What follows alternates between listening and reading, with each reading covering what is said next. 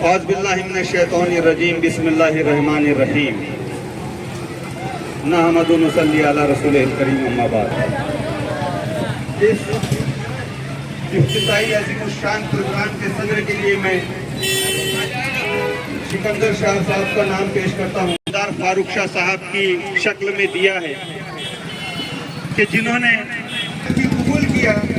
और मैं समझता हूँ हिंदुस्तान जब से आज़ाद हुआ, जब से अब तक ऐसा कोई आमदार नहीं आया जिसने इतने तरक्याती काम किए हो जितने तरक्याती काम आमदार फारूक शाह साहब ने किए।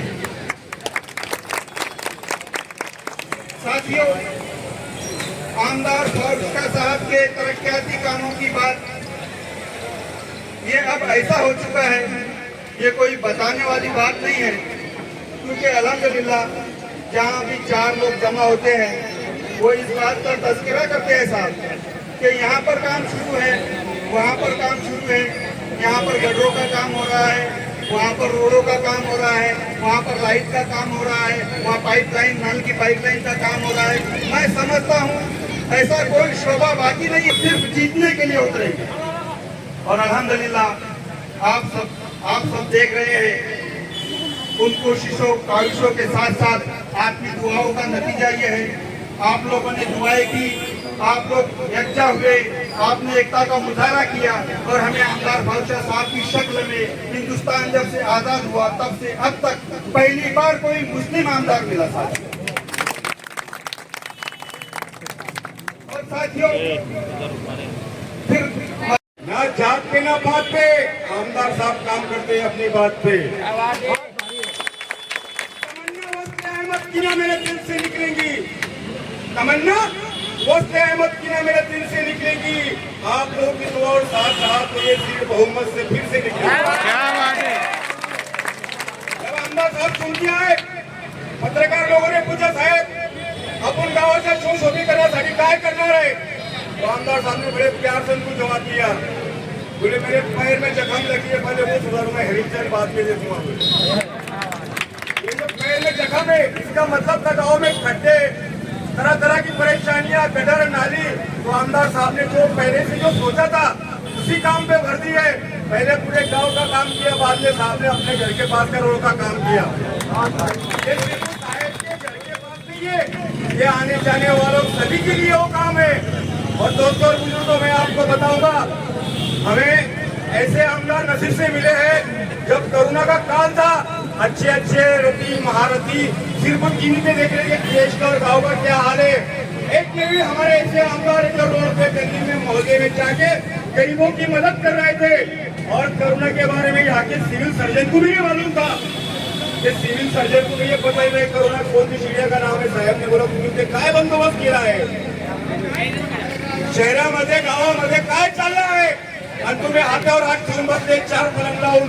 तो आमदार साहब ने ज्यादा से ज्यादा उठ चेप पे अधिकारियों की मीटिंग लेके कहा है कि कोरोना बहुत बड़ी मुसीबत आने वाली है।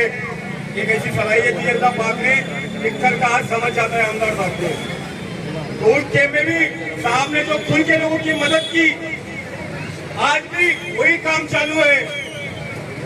अब मैं आपको एक शेर को मानता हूँ इकबाल साहब का, बिस्तर से उठ के मस्जिद में नहीं जा पाते, बिस्तर से उठ के मस्जिद तक नहीं जा पाते और ख्वाहिश रखते हैं कब्र से उठ के जन्नत में जाने।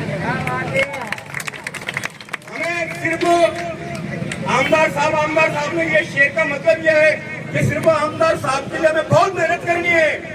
ये भ्रम में मत रहना या फिर से आमदार साहब हमको चुन के लाना है, इसके लिए मेहनत भी करनी है। जिस तरह मैंने बोला है कि ख्वाहिश रखते हैं कब्र से उठ के जन्नत में जाने की, इसी तरह आमदार साहब को चुन के लाने के लिए हमें फिर से जी जान तोड़ के मेहनत करनी है। दोस्तों, कई आमदार आए, दत्ता मंदिर, ये कॉलोनी, चालीसगांव रोड, पवन पुत्र नगर, अल्पसंख्यक और दलितों की तरफ को पलट के भी देखा नहीं कभी, सिर्फ फोटोबाजी किया उन लोगों ने। और एक हमारे ऐसे आमदार है जो हर समाज का काम किया, दलित से लेके तो आदिवासी से लेके, सिख से लेके, ईसाई से लेके, हिंदू भाइयों से लेके, ऐसा कोई भी मसला आया, अगर कब्रिस्तान को नहीं दी तो अमर धाम को भी दिया है, अगर हिंदू को दिया है तो मुसलमान को भी दिया है, अरे किसी बुद्ध विहार को दिया है तो चर्च के लिए भी दिया है, गुरुद्वारा के लिए भी दिया है। ये जातिवादी काम नहीं करते। अल्लाह पाक ने वो सलाहियत से नवाजा है कि आप लोगों का दुआ और साथ चाहिए। तो ये झांकी है कि शहर में बहुत काम बाकी है, बहुत काम बाकी है। और आप लोगों से मिलते वाले दुआ करूंगा और गुजारिश भी करूंगा कि आने वाले समय में हमें सब भूल के सिर्फ ये देखना है कि शहर में हमारे एक विकास संगठन के आमदार फारूक शाह साहब आए हैं, उनको ज्यादा से ज्यादा लोगों से कामयाब बनाना है। गली कोचा बोल बाकी है, वो सब काम उनको इंशाल्लाह ये 5 साल में करके दिखाएंगे। धुलिया शहर का नाम टॉप पे लेके जाएंगे। जो कुछ बोला है गलतियों को माफी चाहता हूँ और फिर से गुजारिश करता हूँ कि हम सब मिलकर आमदार साहब को जहाँ से जहाँ साल में छुप के लाएंगे। यही नहीं बल्कि बाबा सियासत की हमारे धुलिया के अगर कोई बाबा सियासत होंगे तो वो डॉक्टर फारूक शाह साहब है, जिन्होंने कहकर नहीं बल्कि अमली जामा पहना कर बता दिया।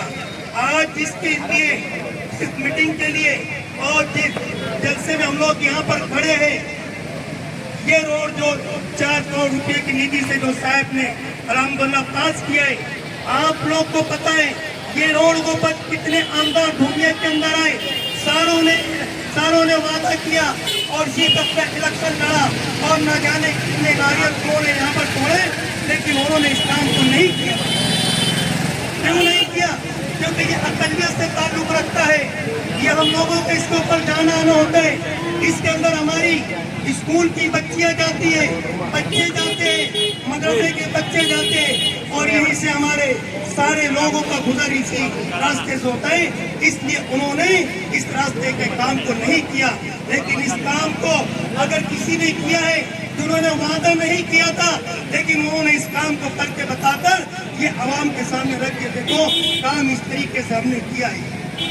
और इसी महल्ले के अंदर और चांदरा चौक के अंदर साहब ने पाइपलाइन का काम किया, यहाँ पर मछली बाजार के अंदर साहब ने रोड का काम किया, इसी मौलवीगंज के अंदर साहब ने रोड का काम किया, वहाँ पे 2 पुल का काम किया साहब ने, इसी मौलवीगंज के अंदर अंसार मस्जिद के पास में जहाँ पर शहर की मस्तूरात मेरी माँ और बहनें काम करना मुश्किल हो जाएगा। आज उन लोगों के कैसे कैसे प्रोग्राम किस तरीके से मीटिंग हो रही है कि किस तरीके से ये अकलियत का जो हिंदुस्तान आजाद हुआ तो सबसे पहले अगर कोई इस दुनिया के अंदर आमदार मुंतखब होकर आए वो डॉक्टर फारूक शाह साहब पे ये दोबारा न होवे, इसके लिए लोग किस तरीके से साजिशें कर रहे हैं, किस तरीके से मुसलमानों को मीर सादिक और निजाम की तरह खरीद करके उनको मीर सादिक और निजाम की तरह उनको लाएंगे।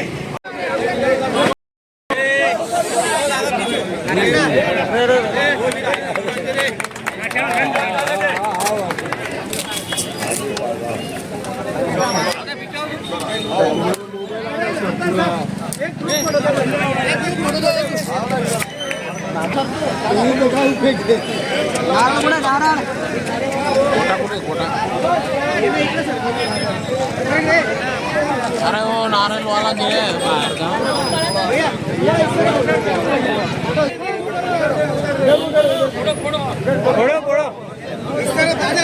छोड़ो छोड़ो वेरी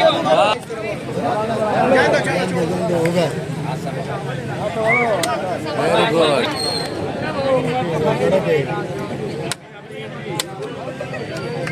चलो अभी आमदार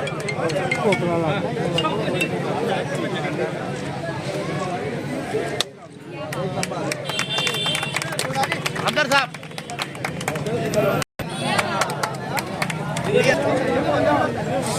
प्रभाग क्रमांक 13 मधील रस्ता कसाबपाडा मशीद पासून ते 80 फुटी रोड पर्यंत या रस्त्याच्या काँक्रिटीकरणाच्या कामाचे उद्घाटन आज हाजी सिकंदर शाह साहेब यांच्या अध्यक्षतेखाली माझ्या हस्ते करण्यात आलेला आहे।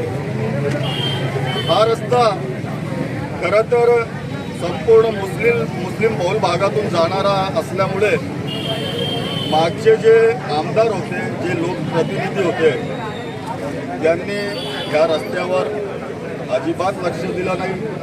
अनेक वेळा त्यांनी उद्घाटने केली, नारळ फोडले आणि खोबरं खाऊन निघून गेले, परंतु अद्याप हा रस्त्याचा काम करण्यात आलेला नव्हता। त्यासाठी या परिसरातील नागरिक आमचे रिजवान हाजी, फैसल भाई, निसार अहमद, युसुफ पुढारी, तसेच आमचे जे वडीलधारी मंडळी आहे, हाजी सिकंदर शाह साहेब, हाजी शानअली शाह साहेब, हाजी अजित शेठ आणि अनेक लोकांनी माझ्याकडे हा रस्ता व्हावा, त्याच्या कॉन्क्रिटीकरण व्हावं यासाठी मागणी केलेली होती. त्या निमित्ताने मी अर्थसंकल्पीय बजेटमध्ये सुमारे 4.5 करोड रुपये एवढा निधी मंजूर करून घेतलेला होता आणि त्या कामाचा शुभारंभ आज माझ्या हस्ते करण्यात आलेला आहे. आज या कार्यक्रमाच्या वेळी माझ्यासोबत आमचे मौलाना शकील अहमद साहेब, तसेच सलीम शेठ, सादिक भैया, डॉक्टर शराफत, इकबाल भाई शाह, प्यारेलाल भाई तिजारी, युसुफ भाई पुढारी आणि अनेक कार्यकर्ते यावेळी माझ्यासोबत उपस्थित आहेत. भैया पावसाळ्यामध्ये सुद्धा 5-6 दिवसानंतर पाणी येतं, याच्याबद्दल काय आहे तुम्ही?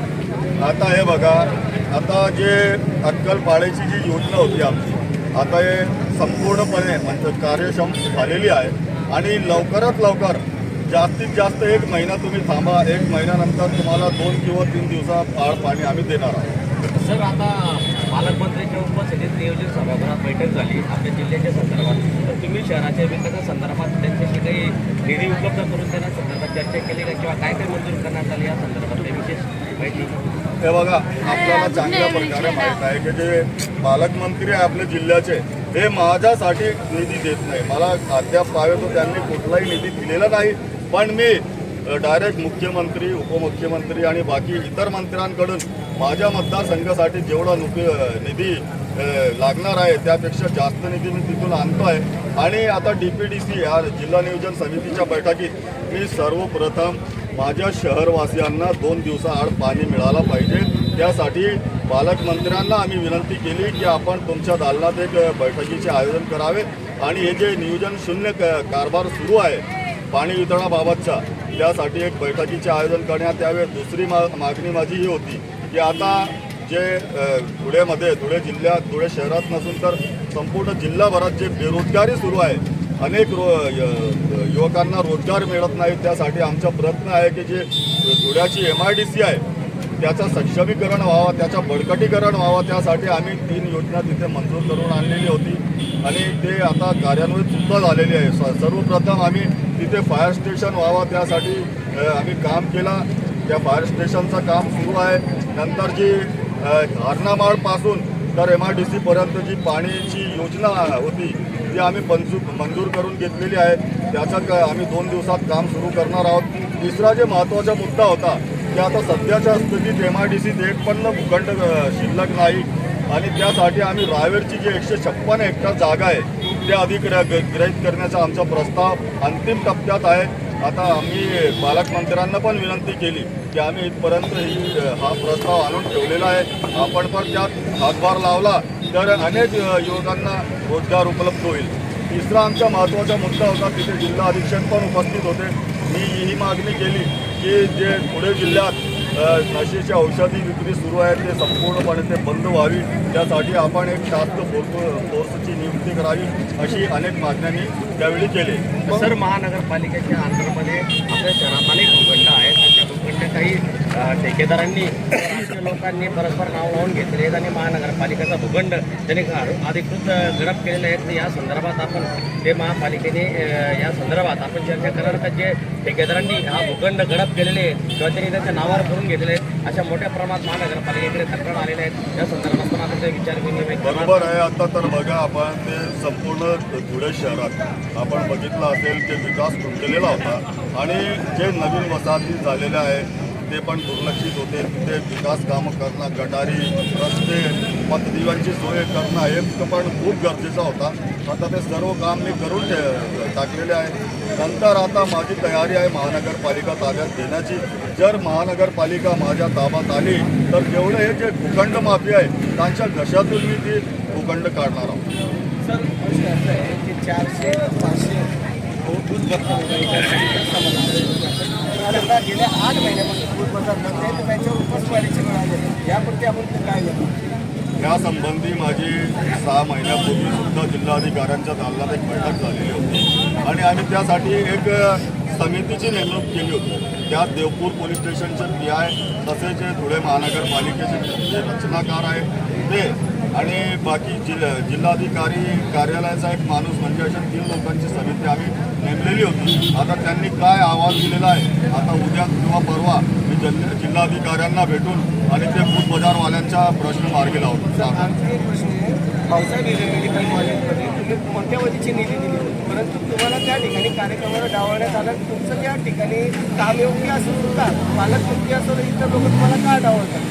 तर त्यांना चांगल्या प्रकारे माहीत आहे त्यांचं आता काहीच चालत नाही आणि सर्व लोकांना माहीत आहे की हा निधी कोण मंजूर करून आणलेला होता आणि कोणाची एवढी ताकद आहे, कोणाची एवढी ऐपत आहे की त्या हिरे रुग्णालय जिल्हा रुग्णालयासाठी आतापर्यंत कोणीही एवढा निधी मंजूर करून आणलेला नव्हता. त्यापेक्षा जास्त निधी मी मंजूर करून आणलेला आहे. परंतु खेदाची बाब ही आहे की आता भाजपची सत्ता आहे, पालकमंत्री पण भाजपचे आहे आणि ती नेहमी मला डावलण्याचा प्रयत्न करताय.